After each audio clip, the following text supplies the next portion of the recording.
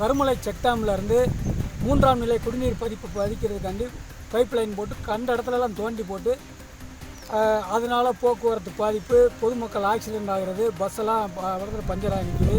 அதுபோல் தரம் இல்லாத பைப்புகளை பதிக்கிறாங்க. மேலே வண்டி ஏறினால உடஞ்சிரும். பல இடங்கள் இப்படி இருக்குது. ஆனால் திட்டம் முடியலை. இன்றைக்கி 3 வருஷம் ஆச்சு. பல கோடி ரூபாய். அதுக்கு எவ்வளவு ரைட் இன்ஃபர்மேஷன் ஆக்டில் கேட்டால் கூட அங்கே இருக்கக்கூடிய நகராட்சி நிர்வாகிகள் யாருமே, அதிகாரிகள் யாருமே அதுக்கு பதில் தர மாட்டாங்க. இதனால் பொதுமக்களுடைய வரி பணம் வீணாகுது. எந்த நலத்திட்ட உதவியும் செய்யலை. இந்த திமுக அரசால் இங்கே இருக்கக்கூடிய தலைவர்கள் இதை தொடர்ந்து கொள்ளையடிக்கிற நோக்கு தான். பொதுமக்களுக்கு இவங்க 5 ஆண்டு இப்போ முடிய போகுது.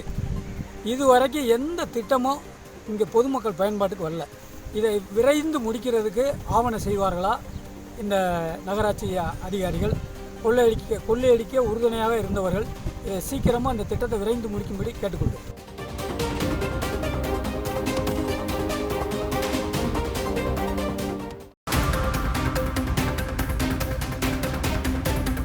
புதிய நீதிமன்றம் செல்லும் பாதை மெயின் பாதை இது.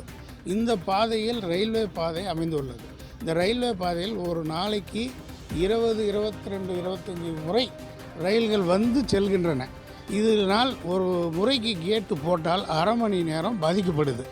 இது குறித்து பல்வேறு மக்கள் கோரிக்கை கொடுத்ததற்கு பிறகு இந்த ரயில்வே பாலம் கட்ட வேண்டும் என்று 36 கோடியே 15 லட்சம் ரூபாய் இது ஒதுக்கி சீர்படுத்தி செய்ய வேண்டும் என்று ஒரு அறிக்கை கொடுத்துவிட்டு சென்றார்.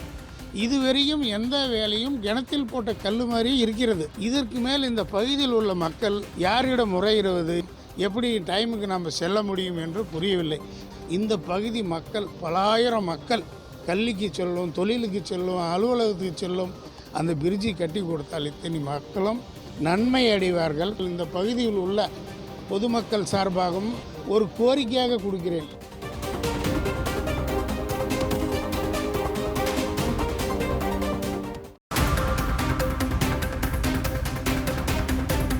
துர்நாற்றம் பேசுகிறது.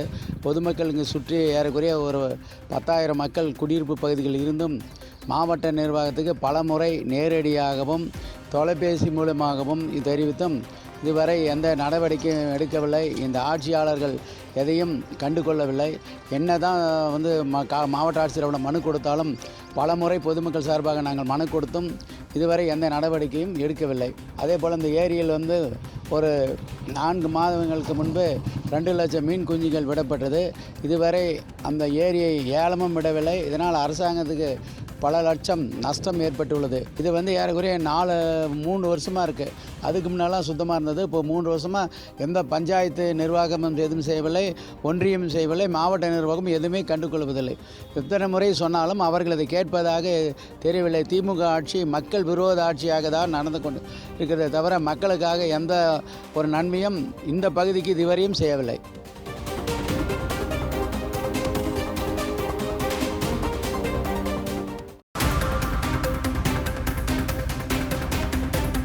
ரெண்டாயிரத்தி 17-18 நிதியாண்டில் இந்த சமுதாய கூடம் மக்கள் கோரிக்கை கேட்டு கட்டி கொடுத்தாங்க.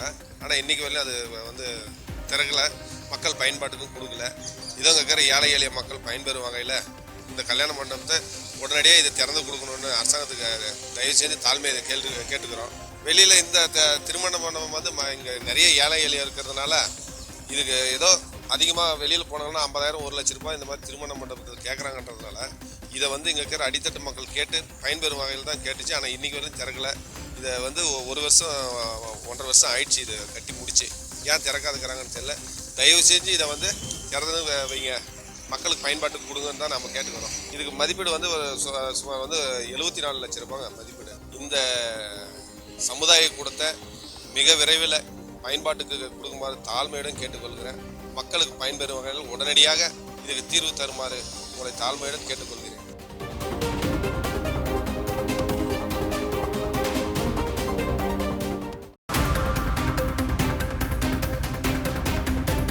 கிருஷ்ணராயபுரம் உள்ள தெற்கு பகுதியில் பழையவன பேரூராட்சியில் இருக்கும். நான் புதுப்பட்டி தெற்கு களத்தில் ரோடு போட்டு கொடுத்து சாலை அமைச்சு 35 வருஷம் ஆகுது. பராமரிப்பும் பண்ணல. பல முறையும் நான் பஞ்சாயத்து ஆஃபீஸில் சொல்லி எந்த நடவடிக்கை எடுக்கலை. ஸ்கூல் பிள்ளைங்க போகிறதுக்கு வரதுக்கு 2 வீலர் நடந்து போகிறதே ரொம்ப சிரமமாக இருக்குது. 35 வருஷமாக கேட்டால் பண்டு இல்லைங்கிறார். அதை கொஞ்சம் எப்படியாவது எடுத்து ரோடு போட்டு தர மாதிரி கொஞ்சம் கேட்டுப்பாங்க. மற்றும் பஸ் ஏறுறதுக்கு ஸ்கூல் பிள்ளைங்க ஸ்கூலில் வேலைக்கு போகிறாங்க, ரொம்ப சிரமப்பட்டு கீழெல்லாம் மேலெல்லாம் விழுந்துடுறாங்க, கைகாலெல்லாம் உடஞ்சி போயிடுது, ரொம்ப சிரமமாக இருக்குங்க. அந்த ரோடு கொஞ்சம் போட்டு கொடுங்க. ஆனால் ஸ்கூல் பிள்ளைங்க கீழே விழுந்துடுறது, வேலை வெட்டிக்கு போக முடியல, கர்ப்பிணி பொண்ணு திடீர்னு விழுந்தா என்ன பண்ண முடியும்? ஸ்கூல் பிள்ளைங்க மெயின் கீழே விழுந்துருது. நானே கீழே விழுந்திருக்கேன் 2-3 டைமு. டூவீலர் அன்டயத்தில் போக முடியல, வர முடியல.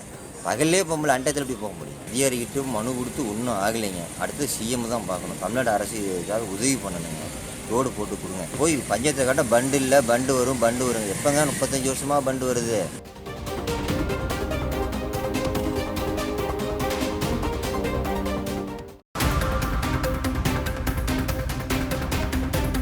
அமைச்சர்கிட்ட ஆரம்பிச்சு இங்கே இருக்கக்கூடிய கவுன்சிலரு, மேயரு, கமிஷனருக்கு அடுத்து இருக்கக்கூடிய அத்தனை பேருக்கிட்டையுமே இப்போ ஒரு 3 வருஷமாவே தொடர்ச்சியாக மனு கொடுத்துட்ருக்கோம். அந்த மனுவெல்லாம் வாங்கி எங்கே போடுறாங்கன்னு தெரியல. திரும்ப நாங்கள் மாதத்துக்கு ஒரு வாட்டி போய் ஐயா சாமின்னு தான் நிற்கிறோம். இந்த நிலைமை தான் நீடிச்சிட்டு இருக்குது. ஆனால் இங்கே மாநகராட்சிக்குள்ளே இருக்கிறோன்றோம் கேட்டால் நீங்கள் வரி கட்டணுன்றாங்க. இதெல்லாம் கேட்குறதுக்கு நல்லா தான் இருக்குது. ஆனால் அடிப்படை வசதிகள் செஞ்சு தரணும் இவங்களுக்கு ஏன் தோணலை? இல்லை மக்கள்கிட்ட இருந்து பணத்தை பறிக்கிறது மட்டும் தான் இவங்களோட நோக்கமா? இரவு நேரத்தில் பார்த்தீங்கன்னா இங்கே மிகப்பெரிய பிரச்சனை. இரவு நேரத்துலையும் மழைக்காலங்களும் பார்த்தீங்கன்னா மழைக்காலத்தில் பெண்கள் அதிகமாக குழந்தைங்களுக்கு ஸ்கூல் கூட்டிகிட்டு போவாங்க. அதில் விழுந்து எழுந்து இந்த மாதிரியான ஒரு சூழ்நிலை, பெண்களுக்கான ஒரு நெருக்கடி இருக்குது. இன்னொன்று பார்த்தீங்கன்னா இந்த பகுதியில் பார்த்தீங்கன்னாக்கா விஷத்தன்மை மிக்க பாம்புகள் அதிகமான நடமாட்டம். ஏன்னா ஒரு நல்ல சாலை வசதி இருந்தால் பரவாயில்லை, இந்த மாதிரி மிகப்பெரிய நெருக்கடியை இந்த பகுதி சந்திச்சுட்டு வருது. நாங்களும் இன்னும் வேற யார்கிட்டயாவது மனு கொடுக்கறதுக்கு இருந்தால் ஆப்ஷன் இருந்தால் சொல்லுங்கள், முடிஞ்ச வரைக்கும் அதை கூட ட்ரை பண்ணுறோம். ஏதோ பேசுறீங்க, நாங்கள் இதை செஞ்சுட்டோம் அதை செஞ்சுட்டோம் அப்படின்னு சொல்லிட்டு எங்களை பொறுத்த வரைக்கும் நீங்கள் எதுவுமே செய்யல, சொல்லிட்டு இருக்கிறீங்க, அவ்வளோதான்.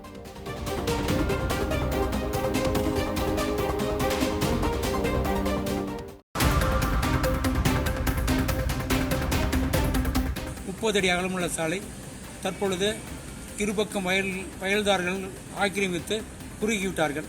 இது சம்பந்தமாக நான் பலமுறை மாவட்ட ஆட்சியரிடமும் சம்பந்தப்பட்ட துறையாளரிடம் நேரிலும் தொலைபேசி புகார் மனு கொடுத்து எந்த நடவடிக்கை எடுக்கப்படவில்லை. ஆகவே சம்பந்தப்பட்ட அதிகாரிகள் இந்த மாவட்ட அதிகாரிகள் மனு கொடுத்த பிறகாவது இடத்தை பார்வையிட்டு சாலை அகலப்படுத்தி ஆக்கிரமிப்பு அகற்றி புதுப்பித்தருமாறு கேட்டுக்கொள்கிறேன். இந்த வழித்தடத்தில் அதிக பள்ளி பேருந்துகள் செல்கின்றன. பள்ளிக்கு அரசு பேருந்து பள்ளிக்குழந்தைகள் செல்கின்றார்கள். நானே இந்த வழித்தடத்தில் 20 சக்கரம் செல்லும் பொழுது கீழே விழுந்து விட்டு எனக்கு காயம் ஏற்பட்டு விட்டது. இது சம்பந்தமாக பலமுறை புகார் மனு கொடுத்தும் அதிகாரிகள் இடத்தை பார்வையிட வரவில்லை, இந்த நடவடிக்கை எடுக்கப்படவில்லை. ஆகவே இந்த மாவட்டத்தில் கொடுக்கப்பட்டவர்களுக்காவது உரிய நடவடிக்கை எடுத்து ஆக்கிரமித்து சாலை சுமட்டி தருமாறு தங்களை கேட்டுக்கொள்கிறேன். ரோடு 2 பக்கமும் சார் உள்ள வயல்காட்டுக்காரங்க ரோடு ஆக்கிரமிப்பு பண்ணி உருவாக்கிட்டாங்க சார். இது சம்பந்தமாக நான் சார் டிஇ ஏடி எல்லாத்துக்கும் மனு கொடுத்துருந்தாங்க, எந்த நடவடிக்கை எடுக்கலைங்க. ஆயத்தூருக்கு ஃபோன் பண்ணாங்க, இதுவரை எந்த நடவடிக்கை எடுக்கலைங்க.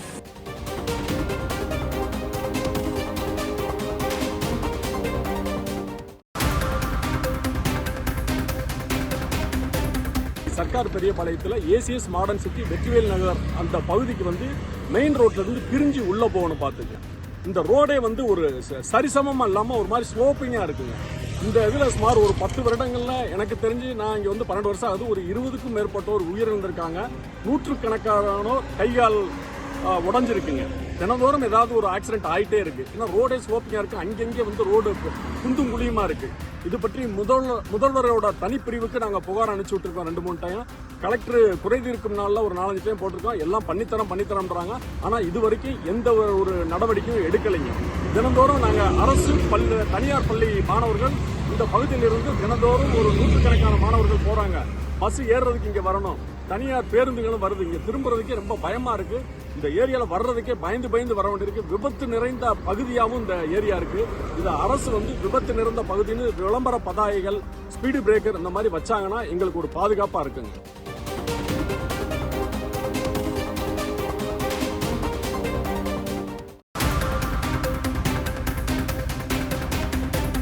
நாங்கள் அந்த நிலத்தில் காலாகாலமாக எங்கள் அப்பா காலத்துலேருந்து நாங்கள் குடியிருந்துட்டு வரோம். இப்போ நிலத்தை கேஸில் இருக்கிறதுனால அதுக்கு முன்னாடி நிலத்தில் ஆக்கிரமிப்பு பண்ணி நிலத்தை பிடிச்சிக்கலான்னு சொல்லி தங்கராஜ் நிர்மலாங்கிறவங்க மரத்தை வெட்டி போட்டுக்கிட்டு கல்லை போட்டுக்கிட்டு வேலி போடுறேன், நீங்கள் இடத்த காலி பண்ணுங்க அப்படின்னு எங்களை குடியுள்ள எடுத்துகிட்டு மிரட்டுறாங்க. நாங்கள் குளத்து குட்டி வச்சுக்கிட்டு இருக்கிறோம். நாங்கள் எங்கே போவோம் குடியிருக்கிற நிலத்தை விட்டுட்டு? அவங்க அவங்க சைடு ஆளுங்கட்சி இருக்கிறாங்க.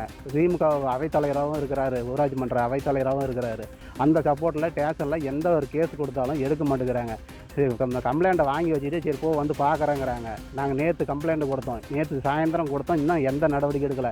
காலையிலையும் திருப்பி போய் உட்காந்து கிடந்து ஸ்டேஷனில் ஆள் இல்லை, ஆள் வந்த வேட்டி வர்றோம் வாங்க அப்படின்னு அனுப்பி விட்றாங்க, ரிட்டன் அனுப்பி விட்றாங்க. நாங்கள் எப்படி அந்த இடத்துல சோறாக்கி திங்கிறது? சோறு கதவு திறந்தா தானே சோறாக்கி சாப்பிட முடியும். குழந்தை குட்டியெல்லாம் வச்சுக்கிட்டு பள்ளிக்கூடம் ஸ்கூலுக்கு அனுப்பணும். எங்களை டார்ச்சல் கொடுக்குறாங்க, கட்சி சப்போர்ட்டில் எங்கள் பண்ணிக்கிட்டு இருக்கிறாங்க. எங்களுக்கு எந்த ஒரு நீதியும் கிடைக்க மாட்டேங்குது. எங்களை பிழைக்கிறதுக்கு அந்த இடத்துல விட மாட்டேங்கிறாங்க.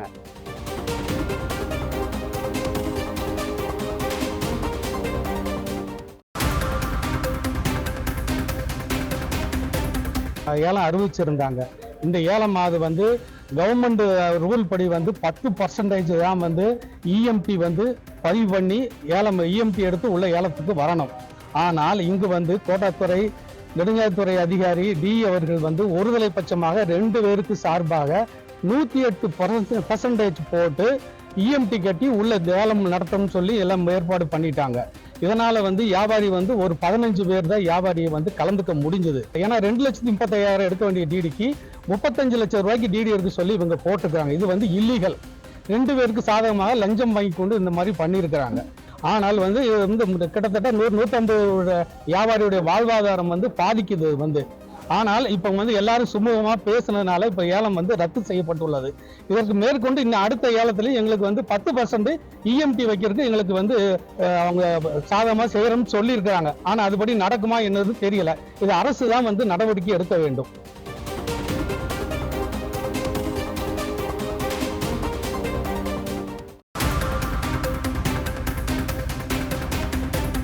அங்கே ஹவுசிங் யூனிட்டில் வந்து டிச்சு பிரச்சனை, தண்ணி பிரச்சனை, போதுமான வசதி இல்லை, குப்பை எடுக்கிறதுக்கு குப்பை எடுக்காமல் எல்லாம் நிறைய இடத்துல போட்டு வச்சுருக்காங்க. அதெல்லாம் நாங்கள் கேட்கறதுக்கு தான் வந்திருக்கோங்க. மனு கொடுத்துட்டு வந்திருக்கோங்க சார் கலெக்டர்கிட்ட. போக்குவரத்து இல்லை, வண்டி பஸ் இல்லைங்க. 2-3 கிலோமீட்டர் ஏறி நடந்து போய் தான் பஸ் ஏறுறாங்க. பஸ் வசதியும் இல்லைங்க, ரோடும் சரியில்லைங்க. ரோடு 2 கிலோமீட்டருக்கு பூரா குழி குண்டுமாக இருக்காங்க. ஹேண்டிகேப்டெல்லாம் நிறைய பேர் இருக்காங்க. அதில் வண்டி இல்லாதவங்க நடந்து வர்றவங்க நிறைய பேர். இதில் ஆட்டோவுக்கும் கூட காசு கொடுக்காம வசதி இல்லாமல் பஞ்சாயத்து பேரூராட்சி பஞ்சாயத்துக்கு அவங்க ஒப்படைக்கலை ஹவுசிங் யூனிட்டு அப்படின்னு சொல்கிறாங்க. அங்கே கேட்டால் அவங்க அதான் சொல்கிறாங்க, பேரூராட்சிகிட்ட இன்னும் ஒப்படைக்கலாமா, எங்களுக்கு ஒப்படைச்சா தான் நாங்கள் இதெல்லாம் சரி பண்ணுவோம் அப்படின்னு சொல்லியிருக்காங்க. டேங்க்கு இது ஓப்பன் பண்ணி வச்சுருக்காங்க. அங்கே தான் இருக்குங்க. இப்போ என்னென்னா அங்கே சுற்றி இருக்கிறவங்களுக்கு ஸ்மெல் வருது, அது இருக்க முடியாதுங்க. அப்போ நிறைய பேருக்கு உடம்பு சரியில்லாமையும் போகுது. அதை வந்து நாங்கள் கொஞ்சம் அதை மாற்றி கொடுக்க சொல்லி கேட்டிருக்கோம். முன்னாடி சென்ட்ரலில் வச்சுருக்காங்க, அது மாற்றி வைக்க சொல்லி கேட்டிருக்காங்க. அதுவும் கேட்டிருக்கோம்.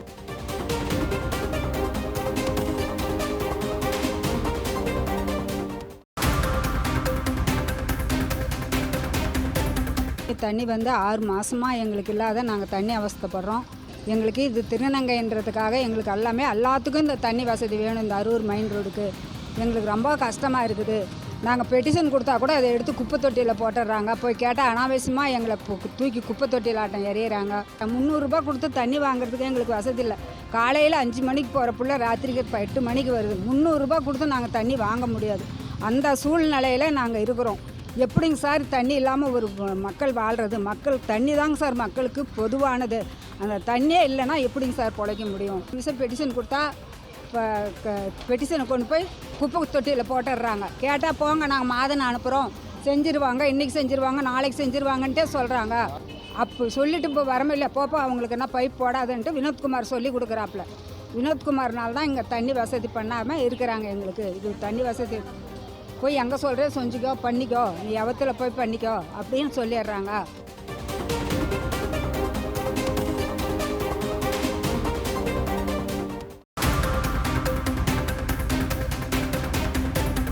காவேரி அரசு துவக்கப்பள்ளியில் போதிய காம்பவுண்ட் சுவர், வெப் கேமரா, இரவு காவலர் இல்லாத காரணத்தினால் அந்த பகுதியில் கூட சமூக விரோத சக்தியில் அங்கு போய் உட்கார்ந்து சீட்டாடுவது, மது குடிப்பது, பலான காரியத்தில் ஈடுபடுவது, அங்கு இருக்கக்கூடிய சத்துணவு கூடத்தை சேதப்படுத்துவது, தேசிய கொடிக்கம்பத்தை சேதப்படுத்துவது போன்ற நடவடிக்கையில் ஈடுபட்டு கொண்டிருக்கிறார்கள்.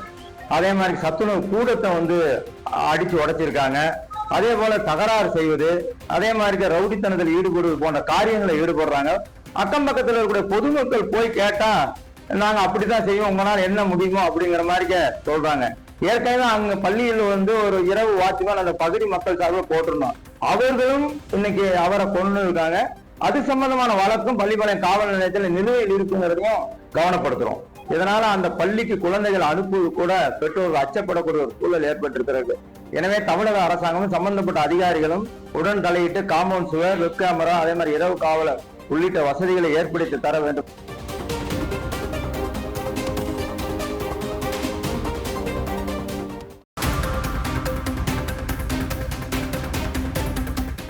பழைய ரயில்வே ஸ்டேஷன் ரோடு, அதாவது லட்சுமி நகர், வெண்டிபாளையம், கோணவாய்க்கால் இந்த பகுதிகள்லாம் வந்து இந்த ரயில்வே ஸ்டேஷன்லேருந்து இப்போ ரயில் வருது. எந்த ஈரோட்டில் இருக்கிற ரயில், எந்த ரயில் வந்தாலுமே அந்த இடத்துல வந்து போகிறதுனால ரொம்ப அதிகமாக கிராஸ் ஆகிறதுனால அந்த ஊர் மக்கள் எல்லாருமே சேர்ந்து, பொதுமக்கள், பல்வேறு அமைப்புகள் எல்லாருமே சொல்லிகிட்டு இருக்கோம், இந்த இடத்துல ஒரு உயர்மட்ட பாலமோ அல்லது கொடுமுடியில் அந்த மாதிரி லட்சுமி நகரில் இருக்கிற மாதிரி அடியிலேயோ ஏதோ ஒரு பாலம் அமைக்கணும் அப்படின்னு சொல்லி பல்வேறு கோரிக்கைகளை ரொம்ப நாளாக வச்சுக்கிட்டு வந்துக்கிட்டு இருக்கிறோம். இது வரைக்கும் மத்திய மாநில அரசுகள் வந்து அதுக்கு செவி சாய்க்கலை. அந்த பக்கம் வந்து எந்த ஆத்திர அவசரம்னாலும் அடிக்கடி கேட்டு போடுறதுனால நீங்கள் அவசர ஆஸ்பத்திரி கூட போக முடியாது. ஆம்புலன்ஸ் வந்தால் கூட அவங்க ஓப்பன் பண்ண மாட்டாங்க. அதனால் இது வந்து ரொம்ப நெருக்கடியாக இருக்குது. அந்த மக்கள் ரொம்ப பாதிக்கப்படுறாங்க. அதனால் உடனடியாக இந்த மத்திய மாநில அரசுகள் வந்து அந்த இடத்துல பாலம் கட்டுறதுக்கு முயற்சி பண்ணணும். அப்போ தான் அந்த இருக்கிற மக்கள் வந்து நிம்மதியாக இருக்க முடியும்.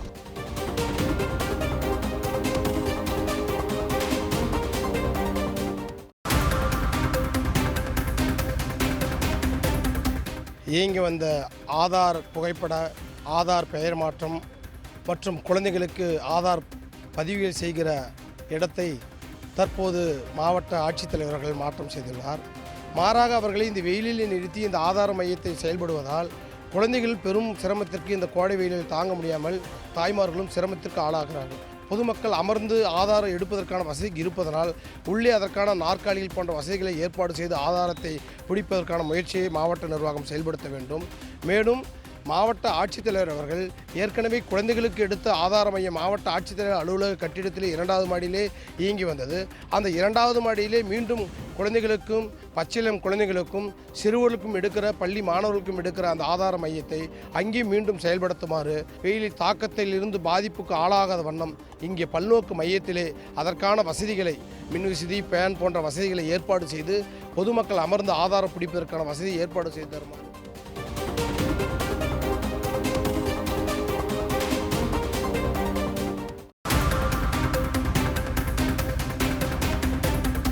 இந்த ரோடு பார்த்தீங்கன்னா ரோடு போட்டு படைச்சு போட்டு நாங்கள் படைக்கிறவே வேண்டாம்னு சொன்னோம்.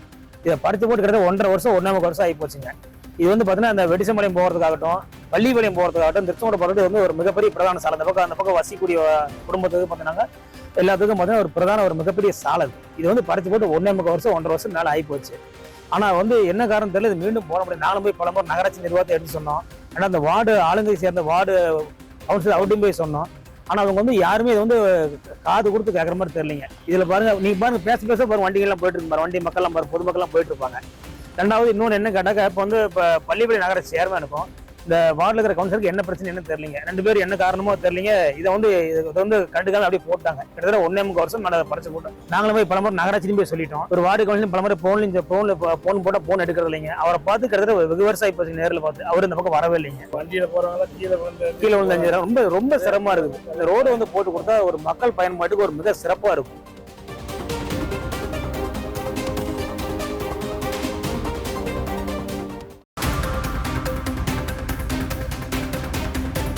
கிட்டத்தட்ட அதில் பார்த்திங்கன்னா ஒரு 300 கடைக்கு மேலே அலாட் பண்ணியிருக்காங்க. கடை இருக்குது. ஆனால் அதில் வந்து மொத்தம் வந்து ஒரு 100-150 கடைக்காரங்க கூட இன்னும் சரியாக வியாபாரம் பண்ணல. அதில் ஓப்பன் பண்ணி மீதி கடையெல்லாம் காலியாகவே இருக்குது. என்ன காரணம்னு கேட்டிங்கன்னா, வாடகை அதிகம்னு சொல்லிவிட்டு எந்த வியாபாரியும் வெளியிலேருந்து யாரும் வரமாட்டேங்கிறாங்க. ஒன்று, இப்போ வந்து சுத்தமாக வியாபாரம் இல்லாத டைமில் கொஞ்சம் மாநகராட்சி வந்து அதை பரிசீலனை பண்ணி வாடகை கம்மி பண்ணுன்னா நிறைய வெளியூர் வியாபாரிகள்லாம் உள்ளே வந்து வியாபாரம் பண்ணுறதுக்கு தோதுவாக இருக்கும். ரெண்டாவது, மால் ஓப்பன் பண்ணதே நிறைய பேர்த்துக்கு தெரியாமல் இருக்குது. இந்த மாநகராட்சி ஈரோடு நடும் பகுதியில் மத்திய பகுதியில் இருக்குது. இருந்தாலும் நிறைய வாடிக்கையாளரும் மக்களுக்கும் உங்கள் வணிக வளாகம் ஓப்பன் பண்ணதே தெரியாமல் இருக்குது. அதை பிரபலப்படுத்தணும். நிறைய வியாபாரிகள் உள்ளே வர மாதிரி செய்யணும். மாநகராட்சி வாடகையும் இந்த அட்வான்ஸ் தொகையும் குறைக்கணும். எங்களால் ஏற்கனவே வியாபாரம் இல்லாமல் வாடகை கட்ட முடியாமல் ரொம்ப சிரமத்தில் இருக்கிறோம். மாநகராட்சி இது கருத்தில் கொண்டு வாடகை குறைச்சால் மட்டுமே மற்ற வியாபாரி உள்ளே வருவாங்க.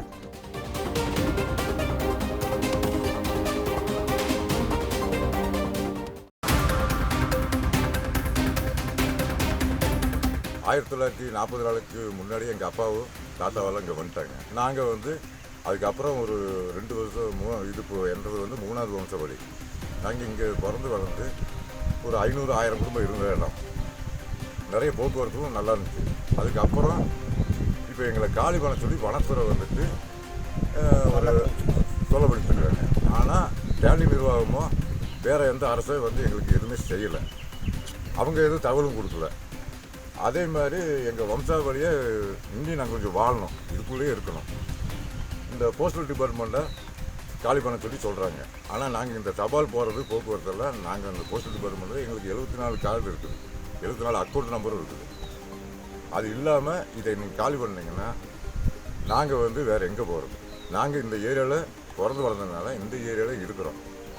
எங்களுக்கு வந்து அரசாங்கம் தான் ஏதோ ஒரு முயற்சி பண்ணி இந்த ஏரியாவில் எங்களுக்கு இருக்கிறதுக்கு முடிவு பண்ணும்.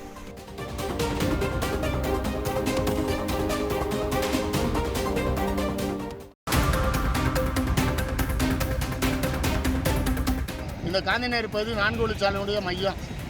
இங்கிட்டு இப்போ 4 பக்கமும் சர்வீஸ் சாலை இருக்குது. சர்வீஸ் சாலையில் எந்த விதமான லைட்டு இது வரைக்கும் எரியலை. தொடர்ந்து வலியுறுத்தி வர்றான். ஆனால் நகராட்சி இதை கண்டுக்கிறதே கிடையாது. அப்போ இரவு நேரங்களில் பெண்கள் வந்து இறங்கி வேறு இடங்களுக்கு பஸ் மாதிரி போக வேண்டியிருக்கு. அப்போ எந்த பக்கம் போகிறதுனே தெரியலை. ஆக ஒரு காட்டுப்பகுதியாக ஒரு நகரத்தினுடைய மையப்பகுதி விளங்குது. இந்த பகுதியினுடைய சாலைகளை இதில் இருக்கக்கூடிய இந்த விளக்குகளை உடனடியாக நகராட்சி சரி செய்து இந்த லைட்டு போகிறதுக்கான ஏற்படுத்தி பொதுமக்களுக்கு பெண்களுக்கும் பாதுகாப்பு ஏற்பாடு பண்ணணும். ஏறக்குறைய 1000த்துக்கு அதிகமான கார்களும் பஸ்ஸுகளும் சென்று வரக்கூடிய இடம் இப்படி இருக்கிறது உண்மையிலே மிகுந்த வேதனைக்குள்ளாக இருக்குது. பாதசாரிகளுக்கும் ஆபத்து இருக்குது, பயணிகளுக்கும் ஆபத்து இருக்குது. ஆக நகராட்சி இதை கண்டுகொள்ளாமல் இருப்பது வேதனையாக இருக்குது. இந்த சாலையில் இருக்கக்கூடிய இந்த மின் விளக்குகளை சரி செய்து எரிவருவதற்கான நடவடிக்கை எடுக்க வேண்டுமாய் கேட்டுக்கொள்கிறோம்.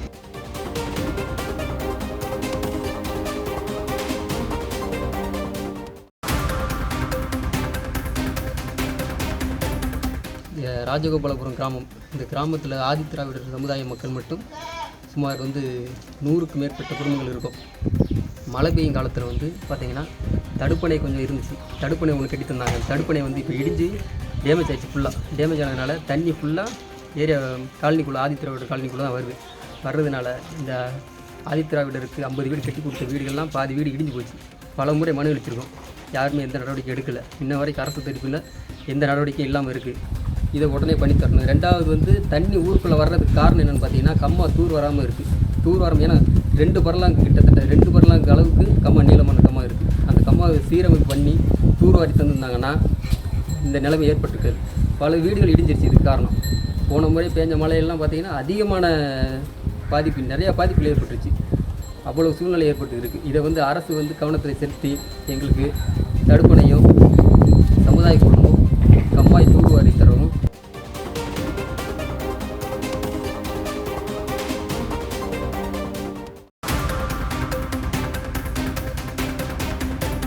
போன மாதத்துக்கு முந்தின மாதம் அப்படியே ஒரு வண்டி சுருக்கி நின்றுச்சுன்னு அப்புறம் அவங்க அதுக்கு அதை லைனை ஆஃப் பண்ணி எடுத்துட்டு போனாங்க. வாட்ஸ்அப்பில் எடுத்து எல்லாத்தையும் போட்டுக்கிட்டோம். அதுக்கப்புறம் தான் இந்த வேலையை அமைச்சாங்க. தற்காலிகமாக தான் வேலையை அமைச்சாங்களே ஒழிய எங்களுக்கு எடுத்து தரோம் அப்படின்னு சொல்லலை. ஜேஇ சொல்லுது எங்களுக்கு 10 லட்ச ரூபா கட்டுங்க, அமௌண்ட்டை கட்டுங்க. இது டிசிடபிள்யூ ஒர்க்கு, நீங்கள் கட்டினா தான். இல்லாட்டி நீங்கள் பெட்டிஷன் போட உங்களுக்கு சவால் மட்டும்தான் வரும். நடைமுறை எதுவுமே எடுக்க மாட்டோம். தயவுசெய்து நீங்கள் எங்களை சடைக்காதீங்க அப்படிங்கிறாங்க. நாங்கள் எங்கே போய் இது பண்ணுறது? அதனால் தமிழ்நாடு அரசுக்கு நாங்கள் ஒரு கோரிக்கை வைக்கிறோம். நீங்கள் தயவு செய்து நீங்கள் எங்களுக்கு இந்த டிரான்ஸ்ஃபார்மரை எடுத்து கொடுத்தீங்கன்னா பிள்ளைகளுக்கு பள்ளி குழந்தைகள் மற்றும் இந்த ஃபயர் ஹவுஸுக்கு போகிறவங்களுக்கு வண்டி இப்போ போகிறது பார்த்து போய் நீங்கள் திரும்ப முடியாமல் திரும்புது. இந்த கவர்மெண்ட்டு எந்த இதுக்குமே செவி சாய்க்க மாட்டேங்குது.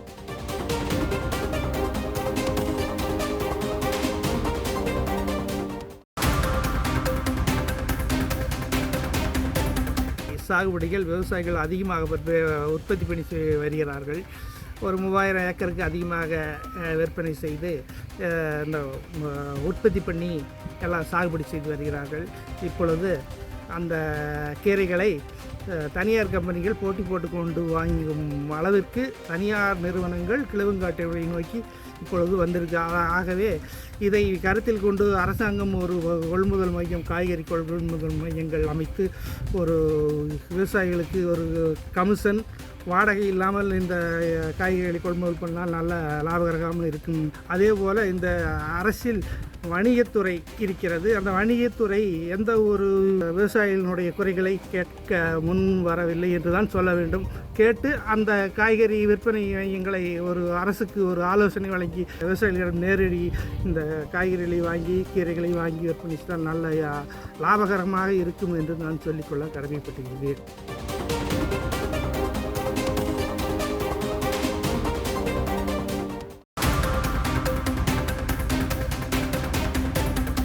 பல்லடம் அரசு மருத்துவமனையில் வந்து டைலிஸ் சென்டர் வந்து திறக்க வேண்டும் என்று தன்னார்வ தொண்டு நிறுவனம் 10 லட்சம் மதிப்பீட்டில் வந்து கொடுத்தார்கள். அது திறப்பு விழா கண்டதோடு சரி, இன்னும் மூடி விழாவிலேயே இருக்கின்றது. அதனால் சுற்றி இருக்கின்ற டைலிஸ் நோயாளிகள் எல்லாம் 50 கிலோமீட்டர் கோயம்புத்தூர் சென்று பொருளாதாரம் செலவு செய்து அவர்கள் அங்கே சிகிச்சை பெற இருக்கின்றது. அப்படி இருக்கின்ற சூழலில் பல்லடத்தை சுற்றுவட்டார ஏழை எளிய மக்கள், நோயாளிகள் பயன்பெற வேண்டும் என்று நல்ல எண்ணத்தோடு தன்னார்வ தொண்டர்கள் கொடுத்த இந்த டைலிஸ் சென்டர் திறக்காமல் இருப்பது வேதனை அளிக்கிறது. சுகாதாரத்துறையும் கண்டு காணாமல் இருப்பது கண்டிக்கத்தக்கது. அது மட்டுமல்லாமல் மாவட்ட நிர்வாகம் உடனடியாக தலையிட்டு இந்த டைலிஸ் சென்டரை அரசு மருத்துவமனை திறக்க வேண்டும் என்று இந்த பல்லடம் சுற்றுவட்டார பொதுமக்களின் சார்பாக கேட்டுக்கொள்கின்றேன்.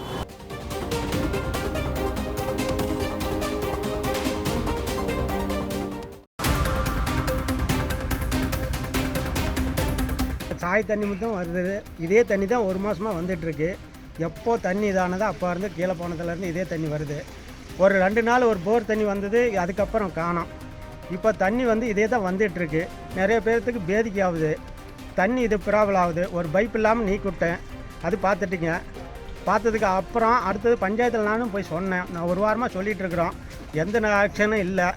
இதுக்கு வந்து இது இவர்கிட்ட ஏன்னா ஜோனல்னா ஒருத்தர் போட்டிருக்கிறாங்கங்கிறாங்க. அந்த ஜோனல்லையே நாங்கள் பார்க்கல. வீடியோன்னு இருக்கிறாங்கன்னுங்கிறாங்க, அவங்களையும் பார்க்கல. நாங்களும் ஒரு 5 நாளாக தேடிட்டு இருக்கிறோம். இந்த ஏரியாவுக்கு வரல. இந்த டிச்சு அப்படி தான் எடுத்து இதுனா நாங்களாக பார்த்து இது பண்ணி கூட்டிகிட்டு வந்ததுக்கு எடுக்கவும் இல்லை. நாங்களாம் சண்டை போட்டு எல்லாம் இது பண்ணி அள்ளி போட்டு போனதோட சரி. பைப்பு 4 இடத்துல கட் ஆகிருக்கு, அதுவும் போடல. இந்த பஞ்சாயத்து வந்து எங்களை இது என்ன இதோட இந்த சாய் தண்ணி விடுறதோட பேசாமல் விஷத்தறி வச்சே கொண்டு வரலாம். ஏன் இது மாதிரி குழந்தைங்களுக்கு இதே தான் ஸ்கூலு, அது ஒவ்வொன்றுக்கு காய்ச்சல் பேதிக்கு ஆகிறதுக்கு இதுக்கு சான்ஸ் உண்டு.